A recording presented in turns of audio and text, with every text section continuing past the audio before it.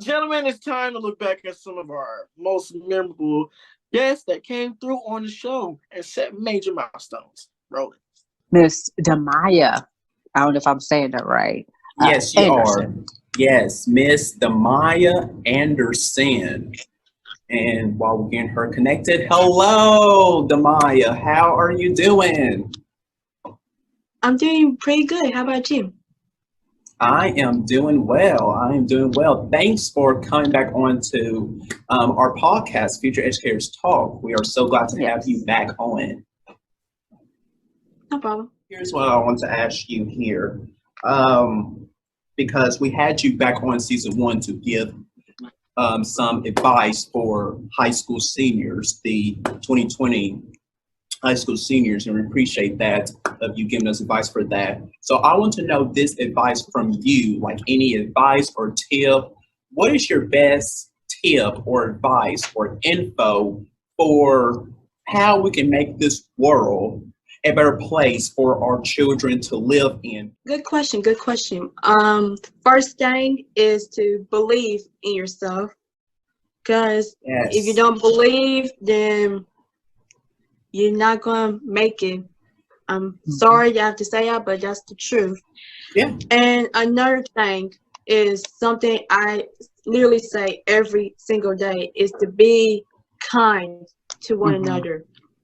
Be kind to yourself, be kind to other people, and most importantly, be kind to God. Because you wouldn't be here today if it wasn't for Him. So always remember that. Be kind to God, be kind to yourself, and be kind to others. Because today in this world is really bad, it's struggling.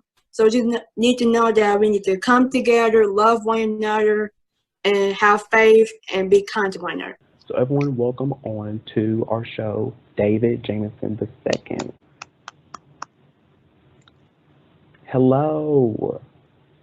Hey. How's it going? How's it going, good people? I'm good.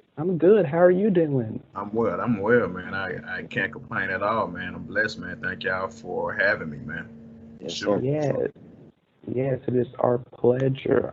So Coach O'Neill, I'm gonna let you have it first. Well, I've heard about you, man. You know, the handshakes and you know what I mean? Like, and I like that swag, man. I like how, you know, especially as a black male educator, like, and it's not so many of us in the field, but man, how you just was able to bring that swagger, you know, letting them know that, man, it's okay, you know what I'm saying, to have fun with your kids, you know, and as long as we're improvising everything in the classroom, it's okay to get a little handshake in here. Like, 'cause I do it with my girls in basketball. Like, we got a little handshake and we do our thing. But what made you want to come up with that concept of saying, hey, you know what? Let's show another side of how educators can really act with with the kids, and you know, how did that come about for you? Well, man, I believe, man, that you have to be able to catch the fish before you can actually clean the fish, man. You feel me? So it's many people that are trying to clean a fish that they haven't even caught yet, right?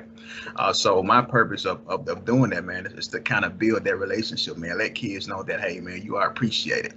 That, yo, I have to go beyond that script to reach that child's heart, man. So, man, me and my best friend since 3rd grade, we had an obsession, man, with handshakes, man, since I was a kid. So when I became an educator, man, I took that same energy and I brought it into the actual classroom, man. So, man, that's how I came up with it, man. I just wanted to, man, just create a safe place, man. Kids, they deal with so much at home. You know what I'm saying? They come from adverse childhood experiences, man, and they need someone that they can trust, man. Someone that they can count on, man. Someone that they can look and see a representation of them, man. So, that's pretty much why I did it, bro. You know, I just wanted to just reach beyond that script, man, to reach that child's heart. Please welcome our guest, Miss Tammy McCottry. How are you? Thank you so much for inviting me to be on your show. I'm honored. This is a treat. Yes, ma'am. Thank you so much for being here. For sure. Yeah. I gotta ask you, because literally, like, when you're talking about talk shows in the talk show space, it is amazing how you can be so transparent on a talk show.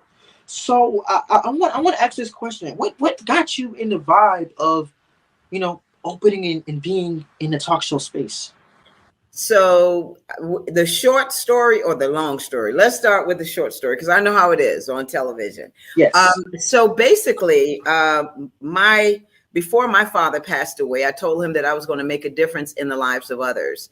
And in doing that, what I had to do was figure out what it is that I wanted to do. I'm a researcher. I'm a microbiologist. I worked in pharmacology research for many, many years. And I modeled, did a whole lot of things, in the creative space. And my girlfriend, who's now deceased, had her own talk show that she started in Tennessee. And this was right after my father passed. My daughter was 2 years old. And she asked me to come and be her producer. And I was like, girl, I'm not a producer, but I'll come and check it out. Anyway, went down to Tennessee, didn't really like Memphis. And I told her, I said, I can't do this. And so when I was sitting on her set and she called me McCottry and she said, McCottry, girl, you need to be on television yourself. We need to be doing this. And I said, what are you talking about? I said, I've never done television. She said, you need to be on television. She said, you look good. And I think with your personality, you could do it. Well, I decided when I came back, I was working as a researcher at Medical University. I was over a lot of projects. This person coming into the educators, it literally needs no introduction. Literally does not need no introduction. He is a king himself, a king of daytime. So please join me in welcoming our guest for the day, Finkley. Michael Finkley, everybody. Hey, everybody. How are you? I'm so excited to be here. I really am. Thank you for the invite. We are excited. Thank you so much for coming. South Carolina on. It's funny because I interviewed him at the top of the year, and now I'm interviewing you at the end of the year. Ain't that so crazy? Oh, mind blowing, my friend. Mind blowing. It's all in the circle of life. How do you introduce yourself to the viewer every day with the Michael Finkley Show? Oh, wow. So I do just that. Bravo to all of our amazing guests who, came on this show, took the time out of their day to come on this show. So thank you.